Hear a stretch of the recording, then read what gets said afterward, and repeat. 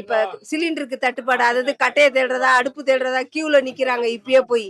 ஒரு வாரமா புக் பண்றவங்க புக் ஆக மாட்டேங்குது சிலிண்டர். மாட்டேங்குது. இந்த பயத்துக்காக என்ன பண்றாங்க அவங்க? அதுக்கோசமே முன்னாடியே போய் எல்லாம் வாங்கிடுறாங்க. இப்ப எப்படி தங்க விலை வந்து திடீர்னு ஏறும் சொல்லிட்டு முன்னாடியே சேர்த்து வச்சவங்க நிறைய பேர் இருக்காங்க. சிமிலர்லி அதே வேதா. ஆமாங்க ஐயா, பெட்ரோல் இல்ல டீசல் இல்லன்ட்டு அலௌன்ஸ் பண்ணனால நானே டெய்லி 100 ரூபாய்க்கு பெட்ரோல் போறேன். நேற்று 1000 ரூபாய் பெட்ரோல் போட்டு வச்சிடறேன். நான் 1000 ரூபாய் பெட்ரோல் போடும்போது போற வரவெல்லாம் 1000 2000 பெட்ரோல் ஸ்டாக் பண்ணணும்னு நினைச்சு வாங்கி வீட்டுல வச்சிடறாங்க. அப்ப கண்டிப்பா இருக்கிற பெட்ரோல் இல்லாம தான் போகும். திடீர்னு விலை ஏறுமான்னு பயம் கொஞ்சம் இருக்கு. விலை ஏறிச்சுன்னா அது விலை ஏறினாலும் பரவாயில்ல வாங்குற ஜனங்களே இருக்காங்க. ஆனா அது கிடைக்காம போச்சுன்னா என்ன பண்றது? அத்தியாவசிய பொருட்கள் அதுக்கோசமே என்ன பண்றாங்க? அந்த கூட்டம் வந்து இப்ப இருக்குதா காரணம். இந்த சிலிண்டர் நிப்பாட்டிட்டாங்க. நடுத்தர மக்கள்லாம் என்ன பண்ண முடியும் சொல்லுங்க? ஹோட்டல்லாம் மூடிட்டாங்க. ஒன்று வாங்கிட்டு போனா கூட அதுவும் கிடையாது. எண்ணெய் விலை, பருப்பு விலை எல்லாமே அதிகம் வித்தா ஏழைங்க என்ன பண்ண முடியும் சொல்லுங்க? வசதி உள்ளவங்க வாங்கலாம், ஏழைங்க. சிலிண்டர் வேலை தானே இல்லைங்க. சிலிண்டர் வேலை ஏத்துறாங்க. சிலிண்டர் ரொம்ப தட்டுப்பாடா தான் இருக்கு. வர வழியிலலாம் பெட்ரோல் பேங்க்லாம் அவ்வளோ கூட்டமா இருக்குது, வர முடியல. சிலிண்டரோடன்னு இல்லக்கண்ணே, பஸ் ஃப்ரீ பஸ்ன்னு விட்டாங்க. நாங்க ரொம்ப கஷ்டப்படுறோம். நான் பால் விலை ஏறி போச்சுங்க, அரிசி பருப்பு விலை ஏறிடுச்சு, எண்ணெய் பாக்கெட்டு விலைக்கு தீபம் எண்ணெய் கூட 60 ரூபா கொடுத்து வாங்கணும். அதுவே இப்ப விலையாதாங்க இருக்குது. ஒன்னும் பண்ண முடியலைங்க. மக்களுக்கு என்ன உதவி செய்யறாங்க? செய்யறேங்கிறாங்க. என்ன செய்யறாங்க? அவசரம்னு ரோடு போடுறேன்னு சொல்லி இப்ப வந்து ஏரியாவுல ரோடு போடுறாங்க. அந்த பழைய ரோடே நல்லா இருந்ததுங்க. இப்ப ரோடு போடுறேன்னு சொல்லிட்டு ஒரு 2 நாளையில ரோடு போட்டாங்கங்க. தண்ணி ஊத்துனா எல்லாம் மொத்தமா நான் 2000 ரூபாய் செலவு பண்ணி என் வீட்டு வாசல்ல போட்டிருந்தேன். அந்த ரோட்டை அடிச்சு நொறுக்கிட்டு இப்ப திருப்பி ஒரு ரோடு போடுறேன்ட்டு 2 நாளையில அப்படியே கரைச்சிக்கிட்டு ஓடுதுங்க ரோடு. இதெல்லாம் யாருங்க கேட்டா? மக்களுக்கு நல்லது. இப்ப 10 ரூபாங்கிற இடத்துல 5 ரூபா கொடுத்திருந்தா கூட மக்கள் நேரத்துக்கு வீட்டுக்கு போய் சேருவாங்க. 1.5 மணி நேரம் 2 மணி நேரம் நிக்கிறோம் ஒரு பஸ் ஏறுறதுக்கு, ஃப்ரீ பஸ்ஸுக்கு. நாங்க அதுக்கு ஆட்டோலயே போயிடுறோம். 30 ரூபா 40 ரூபா கொடுத்துட்டு நாங்க ஆட்டோலயே போறோம். இதெல்லாம் நாங்க கேட்கவே இல்லை. மக்களுக்கு செய்யறோம்னா நன்மை எதனா நல்லது செய்யணுங்கன்னு. இதோ இப்ப பாருங்க, எலெக்ஷன் வரங்காட்டியுமே இப்ப சிலிண்டருக்கு தட்டுப்பாடு, அதாவது கட்டைய தேடுறதா, அடுப்பு தேடுறதா, கியூல நிக்கிறாங்க இப்பயே போய். ஒரு வாரமா புக் பண்றவங்க புக் ஆக மாட்டேங்குது, சிலிண்டர் மாட்டேங்குது. இப்ப நேரடியா எங்களை வந்து ஆவடி தாண்டி வர சொல்லியிருக்காங்க. பாரத் தான் எங்களுக்கு ஆவடிக்கு வர சொல்லியிருக்காங்க. இப்படி எல்லாம் இருந்தா என்ன கண்ணு செய்ய முடியும்? எல்லாமே உயர்ந்துதாங்க இருக்குது, ஒன்னும் கம்மி கிடையாதுங்க. இவங்க பஸ் ஃப்ரீன்னு விட்டுட்டு எல்லாத்திலயுமே வச்சு வாங்குறாங்க. நாங்க அதை பத்தி எதுவுமே கேட்கல. ரோட்டு குழா தண்ணிக்கு வரி கேக்குறாங்க கண்ணு, வரி டபுள் மடங்கு. கரண்ட் பில்லு கட்டுறோம், கரண்ட் பில்லுக்கு ஓவரு. இந்த 5000 போடுறேன்னு சொல்லிட்டு போய் அதை கியூல நின்று 1000 ரூபாய் போடுறாங்க. இப்ப நாங்களாம் அதெல்லாம் வாங்கினதே கிடையாது, வாங்கல. விழுந்து ஏந்திரிச்சு வந்தோம். 4 அடுக்கு கட்டியிருக்காங்க, அவங்களுக்கு வருது, நடுத்தர மக்களுக்கு வரல. 1000 ரூபாய் காசு வாங்குறோன்னு வயசான பாட்டி அதுக்கு கொடுத்துக்கிட்டு இருந்தாங்க, அதை ஏற கட்டிடுறாங்க. பல மடங்கு பல வேலைகள் செய்யறாங்க கண்ணு. ஆனா இந்த வாட்டி கண்ணு நாங்க போட போறது ஓட்டி விஜய்க்கு தான்.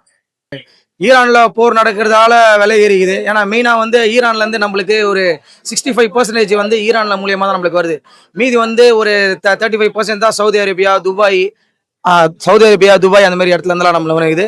நம்ம கிட்ட இருந்து பாத்தீங்கன்னா அஸ்ஸாம், குஜராத் அந்த சைட்ல இருந்து கம்மியா தான் நம்மளுக்கு கிடைக்கிறது. அதனால நம்ம இந்தியாவோட மக்கள் தொகையில இருந்து பாத்தீங்கன்னா நம்மளுக்கு வந்து ரொம்ப தட்டுப்பாடு ஏற்பட காரணம் வந்து இந்தியாவில வந்து பாப்புலேஷன் அதிகம். அதனாலதான் நம்மளுக்கு ரொம்ப தட்டுப்பாடு ஏற்படுறதா சொல்றாங்க. அதுக்கு வந்து விலைய வந்து நம்ம வந்து அந்த தட்டுப்பாடை போக்கணும்னா நம்ம அந்த போரை வந்து நிறுத்தத்துக்கு நம்ம என்ன பண்ணோம்? ஐநான்னு ஒன்று இருக்கு, யுஎன்ஓ. அது மூலியமா வந்து நம்ம கொண்டு போனோம்னா அந்த பார்வைக்கு எல்லாமே கொண்டு போனோம். யுஎன் என்பது என்னன்னா ஒரு மக்களோட பிரச்சனையை வந்து தீர்ப்பது கொண்டு வந்ததா வந்து யுஎன்ஓ 1945 வந்து கொண்டு வந்தாங்க. அது மூலியமா வந்து உலக நாடுகள் அனைத்தும் சேர்ந்து அமெரிக்காவுக்கும் இவங்களுக்கு இந்த ஒப்பந்தத்தை ஏற்படுத்தி எல்லாமே ஒண்ணு கொண்டு வந்தாங்கன்னா இந்த போர்கள் வந்து குறைஞ்சி தட்டுப்பாடுகள் குறையும், மக்கள் வாழ்க்கையை வந்து கொஞ்சம் செழிப்பாமையா நல்லா இருக்கும். பெட்ரோல் பங்க் விலை ஏறாதுன்னு ஒண்ணுனா இப்ப மக்களுக்கு என்ன பயனா வந்து நம்மளுக்கு மக்கள் பயப்படுறாங்கன்னா வந்து ஆல்ரெடி வந்து இந்த மாதிரி ஸ்ரீலங்கால வந்து ஒரு பிரச்சனை வந்தது. அங்க வந்து பாத்தீங்கன்னா வந்து இந்த மாதிரி போர் நடந்ததாலதான் வந்து எல்லா விலைவாசியும் வந்து ஏறிச்சு. அங்க இருக்க மக்கள் வந்து உணவுக்கே வந்து ரொம்ப தட்டுப்பாடு ஏற்படுது. அந்த பயத்துலதான் மக்கள் என்ன பண்றாங்கன்னா வந்து நம்மளுக்கு வந்து இனிமே இன்னைக்கு கிடைக்குமா கிடைக்காதா, விலைவாசி நாளைக்கு ஏறுமா ஏறாதா, அந்த பயத்துக்காக என்ன பண்றாங்க அவங்க? அதுக்கோசமே முன்னாடியே போய் எல்லாம் வாங்கிடுறாங்க. இப்ப எப்படி தங்க விலை வந்து திடீர்னு ஏறும் சொல்லிட்டு முன்னாடியே சேர்த்து வச்சவங்க நிறைய பேர் இருக்காங்க. சிமிலர்லி அதே வேதா திடீர்னு விலை ஏறுமான்னு பயம் கொஞ்சம் இருக்கு. விலை ஏறிச்சுன்னா அது விலை ஏறினாலும் பரவாயில்ல வாங்குற ஜனங்களே இருக்காங்க. ஆனா அது கிடைக்காம போச்சுன்னா என்ன பண்றது? அத்தியாவசிய பொருட்கள் அதுக்கோசமே என்ன பண்றாங்க? அந்த கூட்டம் வந்து இப்ப இருக்குதா காரணம். விலை ஏத்துறாங்க, ஏத்துல அப்பாற்பட்டது. ஆனா இப்ப அவசரத்துக்கு எதுவும் கிடைக்காம பண்ணிட்டாங்க, அதான் பெரிய வருத்தமா இருக்கு. அது யாராலும் சொல்ல முடியாது. இப்ப நடக்கிற சூழ்நிலைக்கு யாராலும் சொல்ல முடியாது. வெளியில கேட்டா போர் நடக்குது அதனால இங்க ஸ்டாப் பண்ணிக்க சொல்றாங்க நம்ம ஆளுங்கெல்லாம். அதனால வந்து எந்த கட்சிக்காரையும் குறிப்பிட்டு சொல்ல முடியாது. வெளி மாநிலங்கள்ல போர் நடக்குது, அதில் வச்சு நம்மள டிமாண்ட் பண்றாங்க. சார் நம்ம இப்ப புக் பண்ணா ஒரு 15 நாள் ஒரு மாசம் பொறுத்து கிடைக்கும்னு சொல்றாங்க. ஆனா இப்ப புக்கே ஆக மாட்டேங்குது, ஏன்னா பிளாக் பண்ணி வச்சுட்டு இருக்காங்க. வீட்டுல பெரிய பிரச்சனை நடக்குது. கேஸ் இல்ல, பெட்ரோல் இல்ல, டீசல் இல்ல, பெரும் போராட்டமா இருக்குது. ஆமாங்க ஐயா, பெட்ரோல் இல்ல டீசல் இல்லன்ட்டு அனௌன்ஸ் பண்ணனால நானே டெய்லி 100 ரூபாய்க்கு பெட்ரோல் போறேன். நேற்று 1000 ரூபாய் பெட்ரோல் போட்டு வச்சிடுறேன். நான் 1000 ரூபாய் பெட்ரோல் போடும்போது போற வரவங்கலாம் 1000 2000 பெட்ரோல் ஸ்டாக் பண்ணணும்னு நினைச்சு வாங்கி போய் வீட்டுல வச்சிடறாங்க. அப்ப கண்டிப்பா இருக்கிற பெட்ரோல் இல்லாம தான் போகும். ரேட்டு இல்லைன்னாக்கா ரேட்டு ஆட்டோமேட்டிக் ஏறிதான் ஆகணும். நேற்று ஹோட்டலுக்கு போனேன், 40 ரூபா தோசை, நீ 70 ரூபான்றான். டீ குடிக்க போனேன் லட்சுமி அக்கா டீ கடையில போனா வெறும் தண்ணியா இருக்குது. கேட்டாக்கா தம்பி கேஸ் விலை ஏறிச்சு, பால் விலை ஏறிச்சுன்னு சொல்லுது. காலைல டீ குடிச்சாக்கா தண்ணி வெறும் தண்ணியா இருக்குது. எந்த காரணம்னாக்கா டீசல் இல்ல, பெட்ரோல் இல்ல, முக்கியமா கேட்டா சிலிண்டர் பாத்தல்டா தம்பி. எல்லா வேலையுமே உயர்ந்துரும் சார். கேஸ் இல்லைன்றனால கேஸ் எரிபொருள் அது இல்லைன்றனால தோசை விலையே ஏறி போச்சு. அப்படின்னும் போது எரிபொருள் இல்ல, டீசல் இல்ல, பெட்ரோல் இல்ல, வாடகை ஏறும். வெளியிலிருந்து வர சரக்கு வராது, டிமாண்ட் ஆயிடும். எல்லாமே பிரச்சனை தான் வரும். டீசல், பெட்ரோல், கேஸ் எல்லாத்தினாலும் பெரும் பிரச்சனை தான் நடக்கும். அரசியலுக்கால வந்து யார கூட சேர்ந்து போறாங்க, யார கூட வராங்க, அவங்களே ஒரு மன குழப்பத்துல இருக்காங்க. எந்த அறிக்கை சொன்னா எப்படி நடக்குமோ பயந்து அறிக்கை விடுறாங்க.